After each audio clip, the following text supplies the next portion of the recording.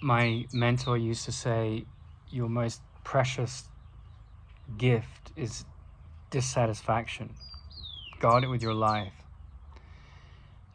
And I always found that ironic because, if you go to a yoga class, people saying namaste, I honor the beauty within you.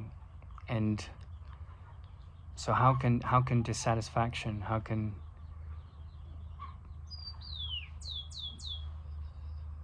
that be a blessing?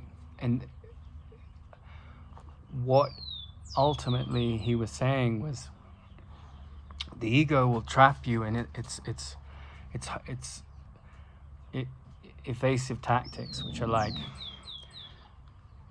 you're never, keeping up with the Joneses, you're never good enough, you always need more in the external world to find your happiness. That kind of dissatisfaction was not what he was pointing to. But this dissatisfaction with the superficial aspect of your mind, the petty mind, the one that judges, the one that wants to berate others, the one that wants to create scapegoats. Be totally dissatisfied with that. Be totally dissatisfied with nationality.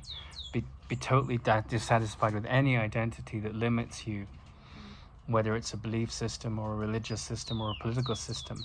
Because it's true that, a clock is right twice a day. Even a stop clock is right twice a day. And so you'll find merit and truth in any kind of political or religious argument at times. But break free from the bonds of any kind of ism that binds you to an illusion. And that dissatisfaction will ultimately lead you to this profound peace. And it's not something that I think comes easily, because the ego is such a master at deceiving us. And yet it has no value at all. It has no intrinsic meaning. It's just a miasma. And then the self-concept that comes up, like, well, I haven't achieved this, or the things that I've achieved are fairly mediocre, or whatever. And the beauty of the profoundly spiritual mind is that it's, invested in the world to the extent that it helps you be free of believing you're part of it. And it's that kind of dissatisfaction that, I'm not saying don't find dissatisfaction in a nice meal or making love or finding a wonderful friendship and connection with someone. That's natural. That's perfectly sane. But then this point where the quotidian, daily existence is brought up to the mirror of, well, how does this liberate me from the root cause of suffering in my mind? How am I using my time? The wise use of time is to employ it to examine the unexamined part of your mind that is bound to a dissatisfied agenda of fear. And I'm certain of this, that every human being, not necessarily in one lifetime, but the mind of that being is on a journey of undoing.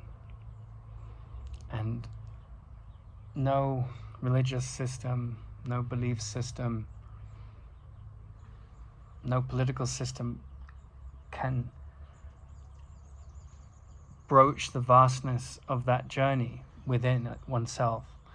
And it's like I've had a very difficult health story in the last couple of years, and I went on a diet to deal with it.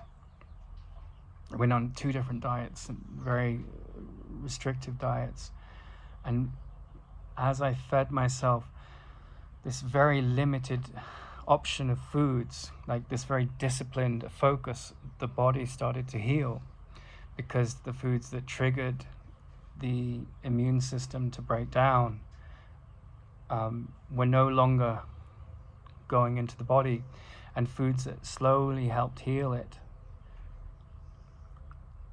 were. And so what I noticed was these relapses into exhaustion that came with long COVID, and this chronic skin challenge that I had, slowly but surely started to lift the veil of that weight of its pain and its infecting of my physical experience started to ebb away. And I think that all spiritual paths, whether it's Buddhism or Sufism or Christianity, mystic Christianity, any of these things, their task is to do something like that. It's to slowly, work away. There's different syllabuses, but there's a universal curriculum. And they're there to slowly work away, to slowly, chip away at the illusionary thoughts and to bring you back to this healed state. And so this physical metaphor of what I'm going through with the food, like I've disciplined myself to one food. And in the same way, when you're in the process of healing the mind, which is the key factor here, like healing of the mind is what it's all about, you're disciplining yourself to a nutrition of thoughts that don't feed the root problem anymore. That because like most of the medicine around the skin problem I have had, because it's almost gone now, psoriasis, are about treating the symptoms, the effects of the problem, but the cause is in the gut, right? And so if you go down to the gut of psychological pain, it's about the self-concept and this identity that is attached to an illusionary mind. And I often find the platitudes of these spiritual teachers that are just be here now and so forth is so superficial, because yes, it is about coming into the present moment and aligning with the right use of the decision maker in the mind, but it's also about starting to see the philosophy of the thought system that you're subscribing to. And that takes an observational mind, the observational aspect of the mind, to just distance yourself from the accusational and defensive mind of the illusionary mind, that is the base survival story of the animals, right? Eat or be eaten. And as evolution has unfolded in the appearance of time and space, the apparent appearance of time and space, we've had the opportunity to become more refined in our understanding of our deeper nature. And that is really the essence of looking at the problem, to recognize on a sort of healed mind level that the problem's already been solved, that the problem is actually at root cause the ego, which has a billion different arguments to justify just a billion different, trillion different, problems. But at root, the healing of the mind lies in seeing the self-concept for what it is. And that type of seeing, when continued with discipline, witnesses this aggregation of the pain body going down and down and down and down, and this growth of gratitude and joy. But it's not so much based on the externals. It's based, of course, the externals impact our psychology. And after I was, on this university course, and it was supposed to be teaching unconditional positive regard, but there was an academic on the course and some of the students that were just so focused on the ego thought system, they didn't even know that, right? And that's the problem. Like, most of the world has no idea of the guiding light of sanity. There's like a civil decorum, but underneath that, this, as the Second World War showed up, there's this incredibly anguished, fearful, aggressive mind that is greedy and fearful and insecure.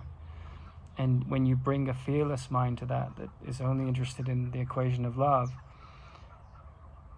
there's a reaction. And like the resistance in the mind that's deeply invested in fear wants a scapegoat, wants to attack, wants to undermine, wants to justify its wrath. And it would, that's the agenda of the ego. And so usually people that are on this journey, they often are crucified by self or others, and they take it very personally, and it can be very traumatic. And I do think that it's quite natural when you have an experience like that to have to go away and process it, because otherwise the bitterness of the reactive mind to an experience like that can just weigh you down, and you have to sort of, you're betrayed by your wife, or you're betrayed by a professor, or you're betrayed by some authority in your life, whether it's a father or a mother, and they don't know who they are. They're just, on the same journey that you're on. So if you condemn them, you've fallen for the trap that they fell for. It doesn't make you any better or worse, but it makes you less further along the journey, which a shift in perception would grant you. That's the miracle of an examined life. Socrates said the unexamined life isn't worth living, and he had no real wealth in the world, but he had great love, and that love got crucified, just as the story of Jesus did. So Buddha died from eating mushrooms. They were poisonous to his body, but he lived a fairly peaceful life. But who knows what the script has in store for you? It's really irrelevant on a certain level, because the most important thing is that you get the inner triggers, the catalysts from the worldly experience, which are often extremely painful. You might get cancer, and you're like, okay, what's life all about after all, right? And you're saying, and the self-pitying self-image can say, well, I'm dying, I have so many realized desires, I have such a sense of loss, and then boom, you're up against this wall of the examined life. And then that is uncompromising, because it says, my meaningless thoughts are showing me a meaningless world. And the flowering that can come from that kind of collision with a thought system which leads you to the truth by undoing the blocks to it is deeply tumultuous. For a long period it can be very, very challenging, because it's like when I came off sugar, I had such cravings for sugar for the first couple of months, and I ate stevia and xylitol and things, and then I shifted from that and I dropped it. So it's this constant weaning and training of the mind.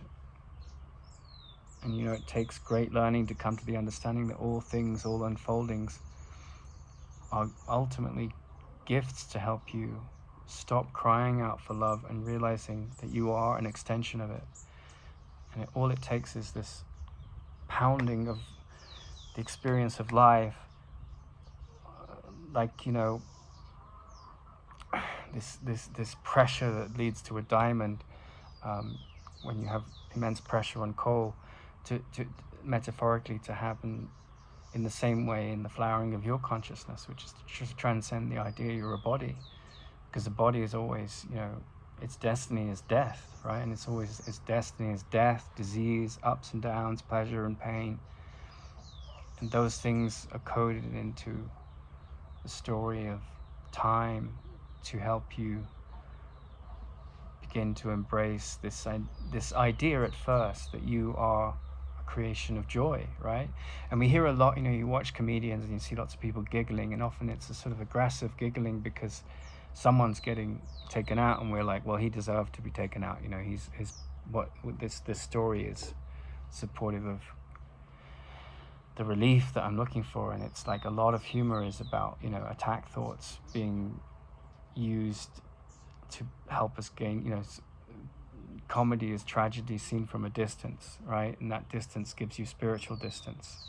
And so I'm not condemning that makes sense, And it's funny because with the cancel culture movement lately, you've got this whole, well, you can't say that because it's offensive. And well, all comedy tends to be offensive to someone.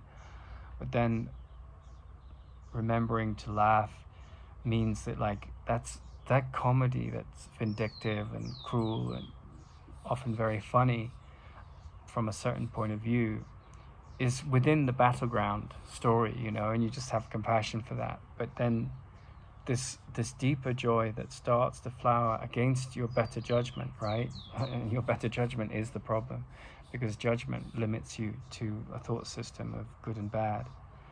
And I'm not saying that isn't practical in the world, of course it is, but this sort of disassociation with this central self-center, which has its ups and downs, and seeing that ups and downs story as a battleground, and then sort of rising above it and starting to have this spiritual sight which sees yourself as immune to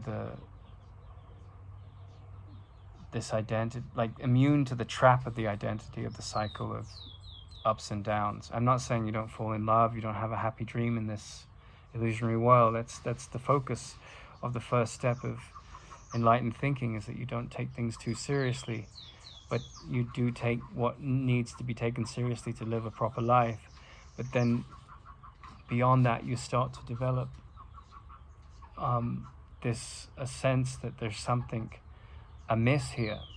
There's something that you can see differently. And, you know, Ramana Maharshi, this great sage from South India, he said, beyond all the arguments of the world, beyond the thinking mind that has its practical application when needed, there's this relationship with the essence of our being, which is pure happiness. There's no limit to its happiness. And that's why, you know, you have these Buddhist monks that just sit and sit and sit and let the dross of the noise of the mind start to fall away, and the discipline is there. But you don't need to be a Buddhist monk to master that. You just need to use time intelligently, emotionally intelligently, and start to see through the illusion of all the attack thoughts that are really just a cry for love, and not judge them. Just sink into that expanding heart that is your essential nature.